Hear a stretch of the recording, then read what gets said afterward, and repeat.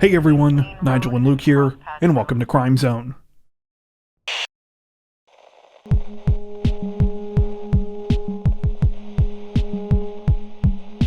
Authorities in Oakland, California say that a DoorDash driver got the fright of her life recently when she left her vehicle to make a delivery and it was nearly stolen with her young child inside. According to reports, the incident took place at around 4 p.m. on January 22nd in the city's Glen Highlands neighborhood. The unidentified DoorDash driver left her Dodge Durango SUV running at the bottom of a customer's driveway while making a delivery near the intersection of Mountain Boulevard and Glen Arms Drive. In the brief window of time between stepping out of the vehicle and walking towards the door, another SUV, a Mercedes, pulled up. An unknown man jumped out and within seconds had hopped behind the wheel of the Durango and started to drive off. The DoorDash driver noticed as her SUV pulled away and she started screaming that her daughter was inside. The suspect then bailed out of the moving vehicle, sending it rolling into a nearby retaining wall. Thankfully, the woman's child was not physically harmed, though by the time police were called, the suspect and his accomplice in the Mercedes were long gone. At the time of this recording, it appears that police have yet to identify either of the suspects involved in the close call attempted carjacking. Anyone with information about the case is asked to reach out to the Oakland Police Department's Criminal Investigation Division.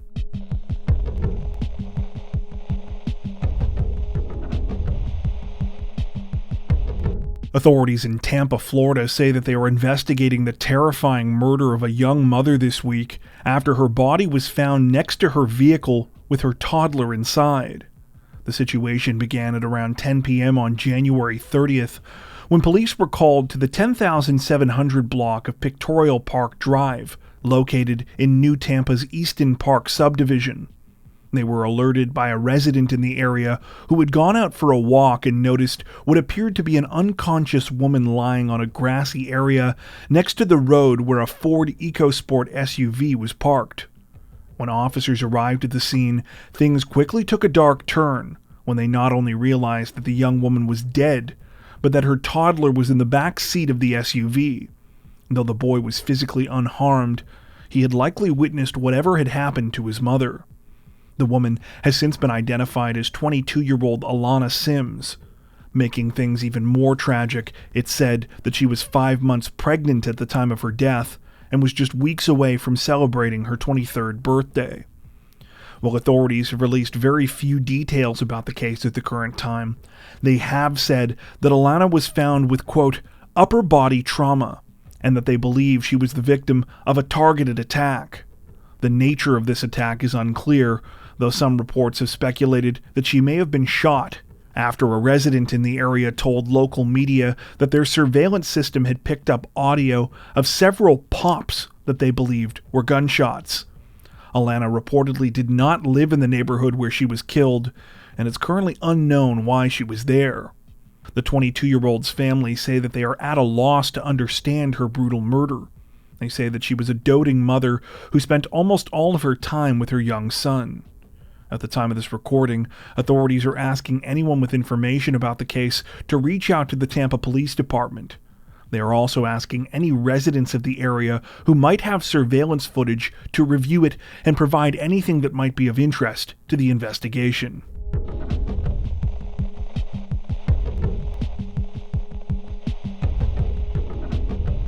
Authorities in Blue Earth County, Minnesota say that a local 36-year-old woman is facing charges this week after she allegedly attacked her boyfriend with quite the unusual weapon during a heated domestic dispute.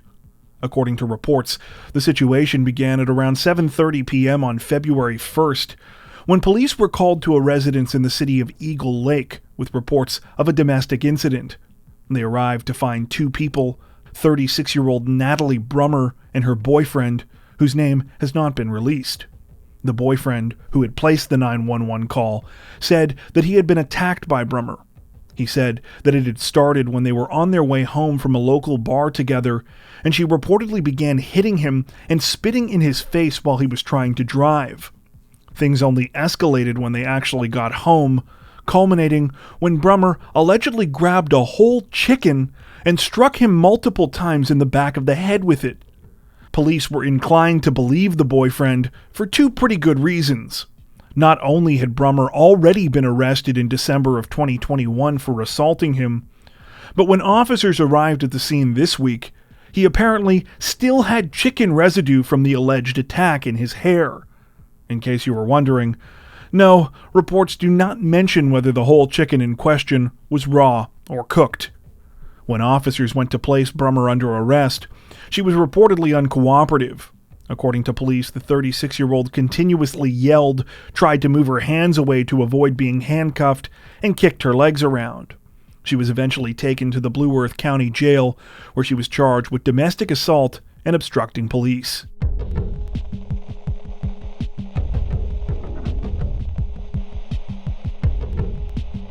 In other chicken-related news, authorities in Cook County, Illinois say that a 66-year-old school worker is facing charges this week after she was accused of embezzling more than $1 million from her district in the form of chicken wings. According to reports, the scheme was run by 66-year-old Vera Liddell, a food service director who worked for Harvey School District 152 for more than a decade. From July of 2020 to February of 2022, she is alleged to have ordered more than 11,000 cases of chicken wings, which were charged to the district and ordered from their food provider, but which were never provided to the students. Authorities say that the scheme began at the height of the pandemic, when students were not physically allowed in schools, but the district was continuing to provide meals that their families could pick up. It's unclear exactly what Liddell did with all those chicken wings, but it's alleged that they never even made it into school buildings. Instead, the 66-year-old reportedly ordered them separately from the district's other food items and picked them up herself in a district-owned cargo van.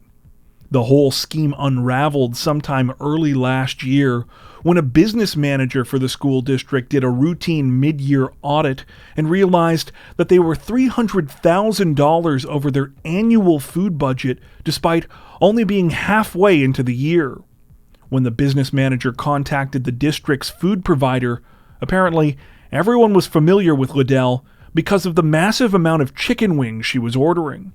The fraud is estimated to have been worth around $1.5 million. The whole thing is even more disheartening because Harvey School District 152 is by no means a wealthy district to begin with.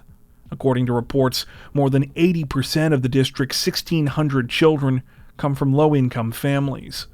Liddell is now facing charges including felony continuing financial crimes enterprise and theft exceeding $1 million.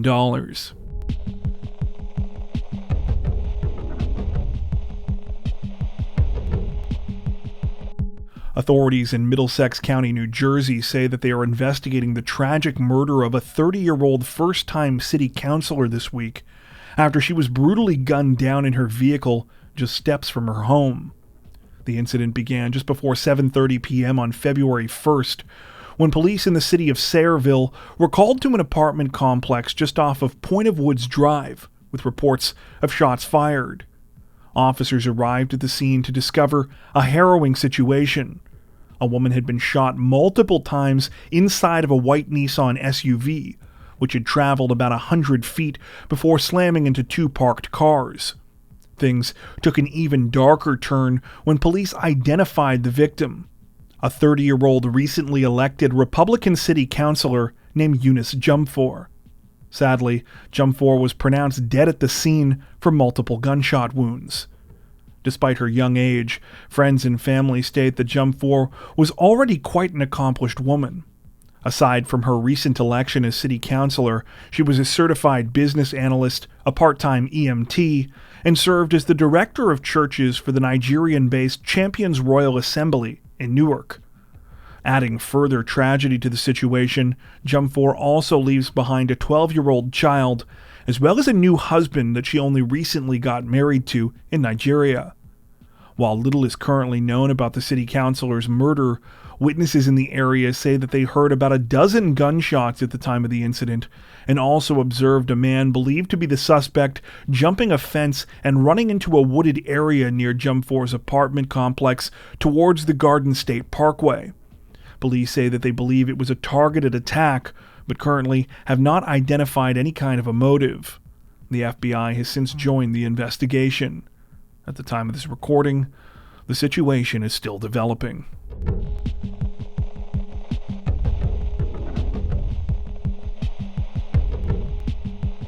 Representatives from the Dallas Police Department say that a 24-year-old man is in custody this week after he allegedly stole 2 exotic monkeys and was accused of being behind a number of other bizarre and unsettling incidents at the Dallas Zoo.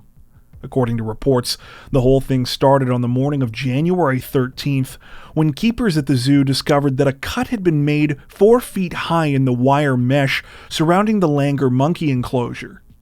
When staff went to investigate, they found that all of the monkeys were still there. However, part of the climbing structure inside the habitat was broken, leading them to believe that something larger than just the monkeys had been inside. No sooner had this unfolded than keepers at the nearby snow leopard enclosure realized this exhibit had also been tampered with. Alarmingly, though, this time a female snow leopard named Nova was nowhere to be found. The discovery triggered a code blue, prompting the Dallas Police SWAT team to be called to the scene. Though the SWAT team brought high-tech equipment and expertise with them, none of it turned out to be necessary. Hilariously, a squirrel spotted the missing snow leopard before any human on site, and gave away its presence by making a sound that squirrels use to alert each other of danger. Thankfully, Nova was recovered a short time later, safe and sound. Just over a week later, though, things took a dark turn when Dallas Zoo staff found a lappet-faced vulture named Pin dead in its enclosure. Sadly, Pin had been at the facility for 33 years and was considered to be endangered. Multiple reports state that the bird died of a stab wound, though it's unclear if this has been confirmed. Needless to say, zoo officials were on high alert after this, but unfortunately, they would be hit a third time on January 30th, when it was discovered that 2 emperor tamarin monkeys named Bella and Finn were missing. Wasting no time, the zoo put out a reward for $25,000 for information leading to an arrest and conviction. Authorities also released an image of a young man who they thought might have been involved. With this photo and reward in circulation, it took little time for the public to respond. By February 1st, Bella and Finn had been safely recovered from an abandoned home in the city of Lancaster, and the following day, the man seen in the photo was arrested. The suspect has since been identified as 24-year-old Davian Irwin, and he was apparently located by police not far from the Dallas World Aquarium. According to reports, Irwin is now facing 6 animal cruelty charges in connection with the emperor tamarin monkey thefts, as well as 2 counts of burglary to a building in connection with the Langer monkey and snow leopard enclosure tampering. Police are reportedly still looking into whether he had anything to do with the death of Pin the vulture. At the time of this recording, zoo officials say that they are still on edge and have no idea what motivated the string of crimes. They say that they have bumped up security measures at the facility and will be adding more cameras, guards, and night patrols of the grounds in the hopes of preventing further incidents.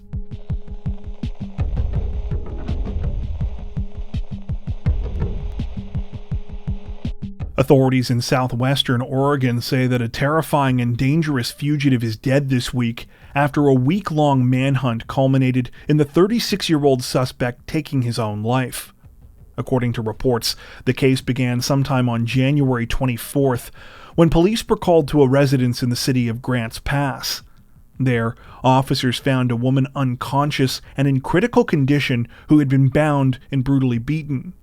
Though the suspect had fled by the time police arrived, the woman's friend, who had discovered her, told them that she suspected 36-year-old Benjamin Foster was responsible. The relationship between Foster and the victim was not revealed, though it was believed that he had held her against her will at the residence prior to the horrific attack. Foster was charged with attempted murder, kidnapping, and assault, and a manhunt for him was launched. The crime was particularly disturbing given the 36-year-old's prior record. He had been charged in at least 2 prior violent assaults on former girlfriends. In the latter of these 2 cases, he reportedly held the victim captive for 2 weeks, beating and strangling her. She only managed to escape after convincing Foster that they needed to go shopping and managed to flee while in a store. She had several broken bones, black eyes, and noticeable wounds from where she had been tied up. Foster was subsequently offered a plea deal in the case and ended up serving less than 2 years. Though police were able to track Foster to the community of Wolf Creek following the January 24th incident, he managed to evade authorities once there. Investigators now allege that this was partially due to help he received from a 69-year-old woman named Tina Marie Jones, who apparently allowed him to stay with her and helped him ditch his vehicle to throw authorities off of his trail. Sadly, while police continued to search for Foster, he allegedly managed to victimize 2 more people. 2 men, Richard Lee Barron Jr. and Donald Owen Griffith, were found dead from blunt force injuries at a residence in Sunny Valley several days after the 36-year-old went on the run. Why Foster chose to kill these men is currently unclear, as it is not believed that they had any prior connection. Finally, on January 31st, authorities managed to locate Foster once again, when he was spotted walking a dog close to the January 24th crime scene. He had, in fact, returned to the same residence where the first victim was found. Police converged on the residence later that day, leading to an hours-long standoff. The situation finally ended when Foster reportedly wedged himself into a crawlspace under the property and shot himself in the head. He was still breathing at the time authorities went into the residence, but succumbed to his injuries after arriving at a local hospital. At the time of this recording, authorities are still in the midst of a multifaceted investigation into the situation. The first victim remains in critical but stable condition, and the 69-year-old woman accused of aiding Foster has been charged with hindering prosecution and tampering with evidence. The situation is still developing.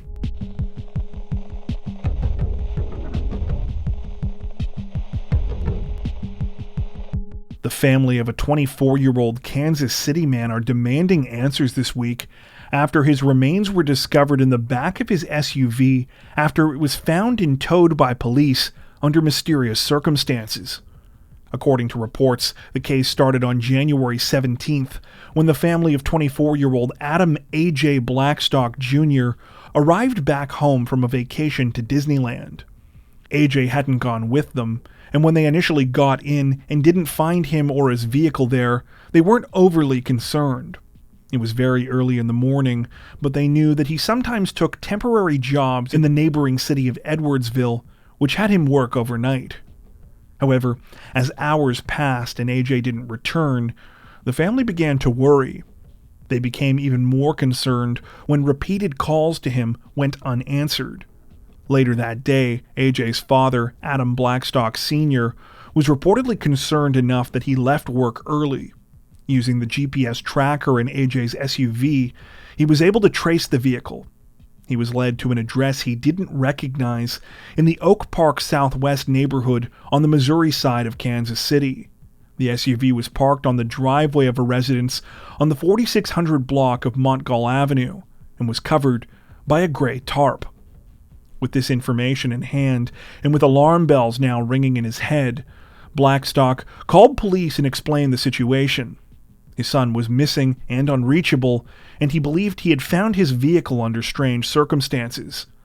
When officers arrived at the scene, they spoke with the female homeowner, who stated that the SUV in her driveway belonged to her uncle. She provided a phone number which police called, and a man on the other end repeated this claim, saying that the vehicle was his. However, AJ's family did not buy this and continued to press the situation until Blackstock Sr. was able to prove their case. He showed evidence that the SUV was registered under his insurance and was able to remotely start it on the driveway. According to reports, after this, police were able to convince the female homeowner to sign a waiver allowing them to remove the vehicle from her property. The tarp was then taken off, revealing several more concerning signs. There appeared to be a bullet hole in the front driver's side seat. There was what looked like blood on the floor, and there was a bottle of cleaning product close to where the tarp was placed. It wasn't until police actually towed the SUV back to a nearby police station, however, that the most horrific discovery was made. AJ's body was in the cargo area of the vehicle. This discovery has since been the subject of a heated controversy. The Blackstock family, as well as a number of forensics experts, are now asking how Kansas City police managed to miss AJ's body before towing his vehicle, with some saying their failure to inspect the SUV's trunk before moving it amounted to negligence. Police, meanwhile, have seemingly suggested that they were lucky to recover the 24-year-old's remains at all. They claim that they did not have legal standing to enter the homeowner's property at the time the SUV was found, let alone the ability to process the vehicle right there and then, because AJ had not been formally reported as a missing person. They say that it was only through creative thinking that they were able to talk the homeowner into allowing them to take the SUV in the first place.